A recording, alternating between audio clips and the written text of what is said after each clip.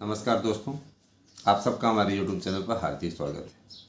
मित्रों, इसमें केंद्र में अच्छी तरीके से सरकार चल रही है, लेकिन देश में कुछ ऐसी अराजक शक्तियां हैं जिनके माध्यम से सरकार को कमज़ोर करने, सरकार को गिराने और देश में अस्थिरता पैदा करके चुनाव दोबारा कराने की साजिश रची जा रही है। इसके लिए उनको प्रलोभन भी दिया जा रहा है। सांसदों को याद है कि कांग्रेस की जब सरकार थी तो सांसदों को खरीदने का जैसा जघन्य और घिनौना कार्य 2 बार किया जा चुका था। पहली बार जब नरसिम्हा राव की सरकार थी, नरसिम्हा राव की सरकार गिरने वाली थी तो झारखंड मुक्ति मोर्चा के सांसदों को रिश्वत देकर के उनको खरीदने की कोशिश की गई, उनको खरीदा गया, सरकार बचा ली गई। इसके बाद वर्तमान में, और याद कीजिए 1997 का वो दौर जब सोनिया गांधी भारतीय जनता पार्टी की सरकार गिरने के पश्चात सरकार बनाने के लिए राष्ट्रपति के पास गई हुई थी और मुलायम सिंह यादव के अंदर पता नहीं कि क्या उस समय भावना आई, मुलायम सिंह यादव ने स्टे कर दिया, रोक दिया कि विदेशी मूल की महिला को हम नहीं स्वीकार करेंगे। मुलायम खुद मुख्य प्रधानमंत्री बनना चाहते थे, तो न उनका सपना पूरा हुआ, न सोनिया गांधी का सपना पूरा हुआ। उसके बाद फिर काफ़ी समय तक मनमोहन सिंह प्रधानमंत्री रहे, 10 साल तक। 10 साल में 10 साल की प्रगति की तुलना अभी जाकर के वर्तमान प्रगति से आप कर लीजिए। अगर थोड़ी बहुत महंगाई बढ़ी है तो देखिए समय के साथ ज़रूर, भाई मैं इसको उचित नहीं ठहराता हूँ, लेकिन जिस वैश्विक संकट से देश गुजर रहा है, इस वैश्विक संकट में कोई भी होता तो जाहिर सी बात है कि बढ़ता। लेकिन आज सरकार जो सुविधाएँ दे रही है निश्चित तौर पर कांग्रेस की सरकार में कभी नहीं दिखता था, उसमें कोई दो राय नहीं है। देखिए दोस्तों, मैं आपको इस YouTube चैनल के माध्यम से जानकारी देना चाहता हूँ कि इसमें कांग्रेस की ओर से सांसदों को ऑफर आ रहे हैं, सांसद लगे हुए हैं, कुछ लोगों को अभियान में लगा दिया गया, कैसे भी करके सांसदों को कमज़ोर करो, जो भाजपा के भी आना चाहिए, इस्तीफा दे के आ जाएँ। अब समझ में ये नहीं आता कि जब जिसकी सरकार एकदम मजबूती से चल रही है, आज के समय में टीएमसी के 29 सांसद हैं, 29 सांसद में से आपके 25 सांसद भारतीय जनता पार्टी के साथ आने के लिए तैयार है। आप सोचिए अगर कि कोई भी स्थिति होती है, अब चूंकि बीजेपी वाले ही विरोध कर रहे हैं कि लोगों को अंदर नहीं लेना है, इसीलिए भाजपा सोच समझ करके उन लोगों को एंट्री देना चाहती है। राज्यसभा के लिए तो जोड़ना चाहेगी, राज्यसभा को जोड़ लेगी, लेकिन लोकसभा के लिए वो शायद ही और फिर विचार विमर्श करने के पश्चात हो सकता है कि अपने साथ में जोड़ ले। दोस्तों, विधानसभा में भी टीएमसी बुरी तरीके से टूटने लगी हैं। टीएमसी के जो 40 से अधिक विधायक हैं, 45-46 तक संख्या जा रही है, लोग 50 तक बोल रहे हैं, भाजपा के संपर्क में है और स्पष्ट है कि बिल्कुल संपर्क में है, ठीक है, और जल्दी ही वो बीजेपी में शामिल हो जाएंगे। भाजपा अपने कार्यकर्ताओं को विश्वास में लेकर के ही अपनी पार्टी में शामिल करेगी और उन लोगों को इस चीज़ के लिए भी कहा जाएगा कि आप जिस तरीके से टीएमसी में थे उस तरीके से नियम में रहेंगे, सत्ता के साथ अगर आ रहे हैं तो आपको उसी हिसाब से अपने आप को ढालना होगा। प्रजा पे अत्याचार या किसी भी प्रकार की ऐसी चीज़ें आती हैं तो इसके लिए आप जिम्मेदार होंगे, क्योंकि आप ये मत सोचिएगा कि आपने पार्टी बदल ली है तो आप जनता पर अत्याचार करने का लाइसेंस पा गए। आप निश्चित रूप से आपको भारतीय जनता पार्टी के हिसाब से ढलना होगा। देखिए दोस्तों, आपको मालूम है कि नीतीश कुमार और चंद्रबाबू नायडू आंध्र प्रदेश के जो सीएम हैं, उनके द्वारा दिए गए समर्थन से भारतीय जनता पार्टी की सरकार चल रही है।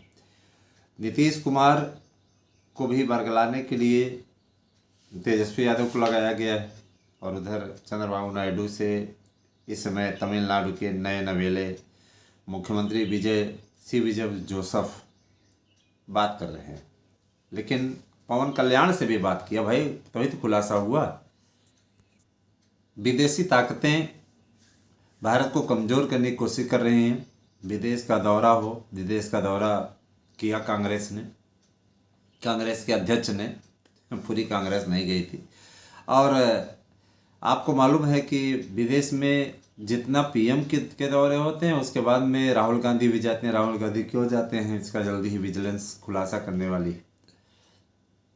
देश विरोधी कार्य वास्तव में किसी भी नेता को शोभा नहीं देता। देश विरोधी कार्य और देश की नागरिकता भी है राहुल गांधी के पास। नागरिकता के मैटर को लेकर के भी सुनवाई चल रही है, देखिए इस पे क्या डिसीजन आता है।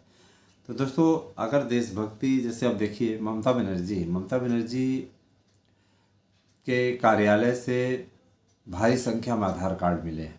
अब आप सोचिए कि कार्यालय बंद हो गया था, बंद कर दिया था, तब से जब से हार इनकी हुई थी भारी संख्या में आधार कार्ड मिले। जो घुसपैठिए देश से बाहर जा रहे हैं वो बता रहे हैं कि किस तरीके से हमें बुलाया जाता था, आधार कार्ड दिलाया जाता था और खुली एंट्री की छूट थी, कोई दिक्कत नहीं थी। हम लोग ममता बनर्जी को वोट देते थे, ये भी कह रहे हैं कि हम लोग ममता बनर्जी को वोट देते थे। सोच लीजिए कि क्या स्थिति है।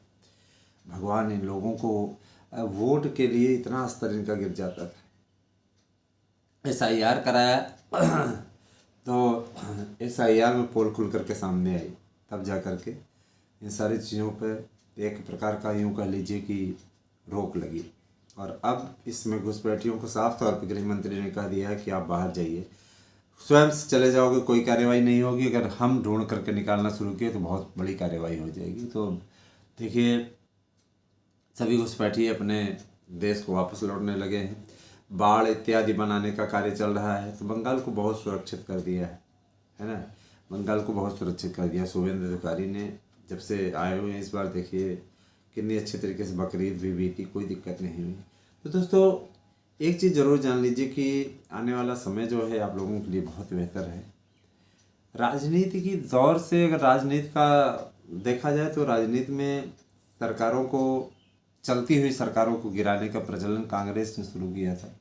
कांग्रेस की एक बड़ी साजिश है कि केंद्र की मोदी सरकार को उखाड़ फेंकिए, यहाँ तक कि विदेशी लोगों से भी मिल करके बोले कि मोदी को किसी प्रकार से हटाइए, आप जहाँ कहें वहाँ दस्तखत कर देंगे। पाकिस्तान प्रेम कांग्रेस का जग जाहिर है। तो आप सोच लीजिए कि ऐसे लोगों को क्या आप कमान दे देंगे। जाहिर सी बात है चुनाव दोबारा भी होगा तो जो लोग किसी राज्य में जीत के नहीं आ पा रहे हैं, अब लोग पंजाब का उदाहरण देते हैं। स्थानीय निकाय के चुनाव किस तरीके से होते हैं वो आपको मालूम ही है, सरकारों पर केंद्रित होते हैं। सरकार को जानते हैं कि स्थानीय निकाय वाले कि भाई देखिए सरकार वालों को जिताएंगे तो मदद मिलेगी, नहीं तो नहीं मिलेगी। इस समय बीजेपी पंजाब में मजबूत अपने आप को बनाने में लगी हुई है और देखा जाए तो अकाली दल बादल से अच्छी स्थिति में है, इसमें ज़्यादा परसेंटेज वोट भी लेके आई है। तो इस बार अब कांग्रेस चूँकि देखिए इसमें साजिश रच रही कि किसी प्रकार से इनकी सरकार को गिरा दिया जाए, लेकिन ऐसा होता नहीं दिख रहा है, बल्कि उधर के ही सांसद इधर खिसकते हुए चले आ रहे हैं। तो देखिए दोस्तों कांग्रेस पहले इंतजार कर रही थी मोदी रिटायर हो जाए, नहीं हुए। कांग्रेस सरकार गिराने की कोशिशों में लग गई है। UGC का मुद्दा हो, इस पे मौनी बाबा है। UCC का मुद्दा हो, उसको उठा रहे हैं। अखिलेश यादव ने कहा है कि हम आएंगे तो वक्फ बोर्ड को ज़मीन ढेर सारी दे देंगे। तो अखिलेश यादव अपना समीकरण साध रहे हैं और इधर राहुल गांधी का अपना समीकरण है। प्रधानमंत्री को कांग्रेस की तरफ से जम के गालियाँ दी जा रही है, अजय राय वाला प्रकरण हो चाहे कांग्रेस के बड़े बड़े नेताओं का प्रकरण हो, हर एक की स्थिति है। तो ऐसा नहीं है, ये सारे लोग सरकार को अस्थिर करके देश में अस्थिरता पैदा करना चाहते हैं और ये चीज़ भाजपा के चाणक्य अमित शाह को अच्छे तरीके मालूम है, इसलिए उन्होंने रणनीति बनाई हुई है। कोई दिक्कत नहीं होगी और इसके लिए उन्होंने पूरी तरीके से है ना रणनीति बनाई हुई है। उसका उन्होंने खुलासा भी किया है कि हमारे पास रणनीति है, टेंशन लेने की बात नहीं, हमारी सरकार स्थिर है और चलेगी। बार बार बयान नहीं आते हैं ये चीज़ भाजपा में। एक चीज़ देख लीजिए कि 2 साल का कार्यकाल पूरा हो चुका है तीसरी बार वाले में, लेकिन ये स्थिति है कि कभी भी ये बयान नहीं आया कि हमारी सरकार को कोई खतरा नहीं, ये है वो है, ऐसा कोई बयान नहीं आया। दोस्तों तमिलनाडु में जो CM बने हैं सी जोसेफ विजय क्रिश्चियन हैं और इनके राज्य में एक पुलिस वाली का वीडियो वायरल हो रहा है जो कि बच्चे के रेप के बारे में बताते हुए हंस रही है। इतनी संवेदनशीलता मर गई है। सोचिए कि जिस राज्य की पुलिस का ये हाल है उस राज्य की पुलिस क्या लोगों की मदद करेगी? ये मदद कर रहे हैं कि मजाक उड़ा रहे हैं। सोचिए सबसे बड़ी चीज़ ये है कि सी जोसेफ विजय के पास में फ़ोन किया गया। सी जोसेफ विजय ने कहा कि मैं किसी के हर एक मैटर में दखल नहीं दे सकता हूँ। मैंने आपका भी हरी झंडी है क्या? जाहिर सी बात है कि ऐसे लोगों की हरी झंडी है, तभी तो इस तरीके से उपद्रव बदतमीजी कर रहे हैं लोग। तो दोस्तों सोचिए कि ये लोग सरकार गिराने के लिए कोशिश कर रहे हैं।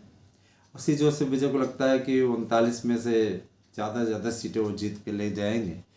तमिलनाडु के लिए भी बीजेपी की तैयारी है, और कांग्रेस का फिलहाल ये नापाक इरादा भाप चुकी है बीजेपी ने सब पूरा एकदम क्लियर किया हुआ है। कोई दिक्कत नहीं है, सरकार चलती रहेगी, है ना।